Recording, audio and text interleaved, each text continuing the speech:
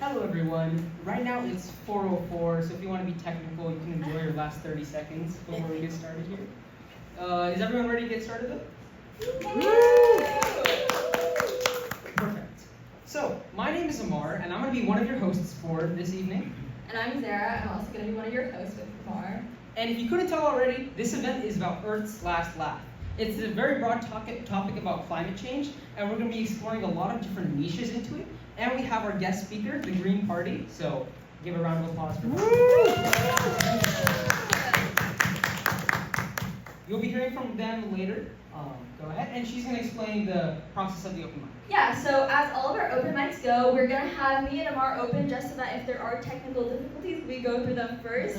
And then we'll open it up to our guest speakers. We have the Green Party, as we mentioned earlier, and then we also have another youth-led organization, and the president will be coming up to speak about that. And then we have another person from our team, but after that, we open the floor to anyone else who wants to speak, and you guys can give your thoughts, whatever research you've done, just your experience with how the climate change justice movement is sort of happening and what's going on with it right now. And then, as always, you can find yourself at the back eating some of the snacks we have. We have chai and other foods that you guys can indulge in. And then after that, we'll wrap up, hopefully around 6, maybe even earlier. So. Perfect. And we're going to be timing all the speeches to around 7 minutes, so keep it around there. Yeah, for sure. Cool. All right. You'll be hearing from Zara later, so without ado, I'm going to get started. I'm going to be talking about a specific niche of climate change that not many people look at. Does anyone know what it is? No. It's ocean acidification. It's a very big term. I know, right? Does anyone know what ocean acidification is? Would you like to give a brief definition? It's something we don't want because it is destroying habitats and coral production, and acidification is happening because of the overheating of oceans. I'm a scuba diver, and I wanted to stop. That's a pretty good definition, honestly. So technically speaking, ocean acidification is the decrease in pH levels as time progresses. And that's because of a variety of reasons. Because the ocean absorbs a majority of the carbon dioxide in our atmosphere, it absorbs about 25% of that. Now you're thinking, 25% is a lot. That's actually maybe beneficial for the Earth, you would think. Like, it's helping our emissions, it's reducing all of that. But think about if you were a shellfish. What's happening to your marine environment? What about your houses? What about everything beneath you? It's being acidified. I made that word up right now for your information. So, even though 0.1, I should say this, in the recent years, the pH level in the ocean has dropped by 0.1. That seems like nothing, but that's a 30% increase in the acidity of the ocean. Another word I made up. But that's a lot. So, I'm going to give an example here to kind of give you a grasp of how bad this is for the marine life and the people down there in the ocean. I said people. Is anyone here a landlord? Other than my mom. Other than my dad. Thank you. So, as a landlord, you own land. I don't think that takes a lot of understanding to know. Imagine your tenant, or someone you know, or someone whoever, who bought that land from you and you're the landlord of. I don't know how it works, but they're building a house, okay? They spend a year building a house. They spend a year and a half building the house. Their time is going on. You watch them progress. You watch them grow. And one evening, you tear it all down. You go to their land because you're the landlord, and you tear it all down. You destroy it because you hate them.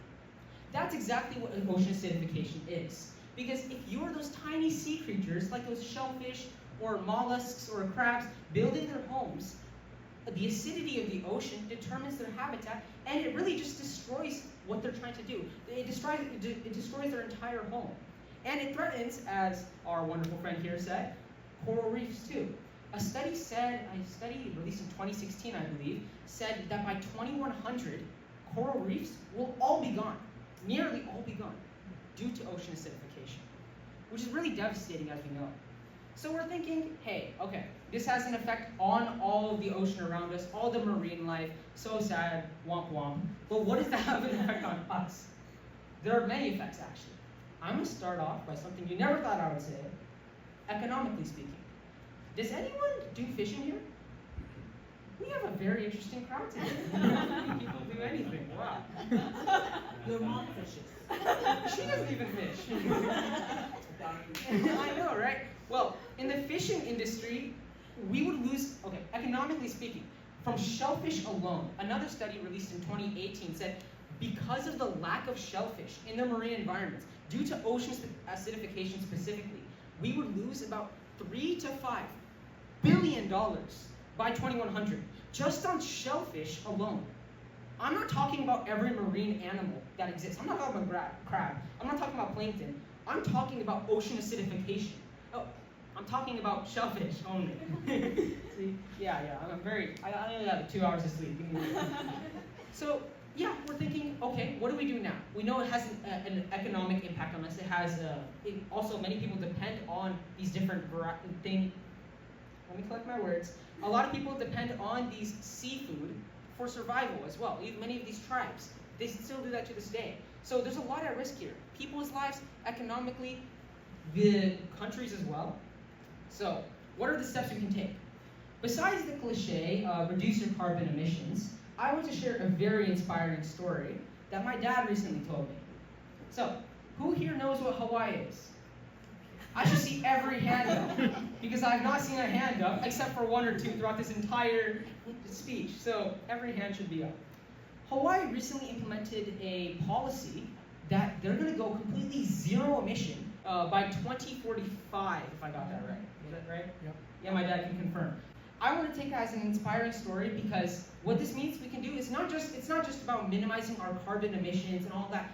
It's that we have a voice too. We can say, hey, we should advocate for these policies. These can inspire us to have lower carbon emissions as an entire nation or a certain state, a certain county. And it's something we look over. We're like, oh, we're not related with all these policies or advocating for all that. That's not my thing. But it is your thing because the future is at stake here, whether you think it or not. So, with that, I'd like to close.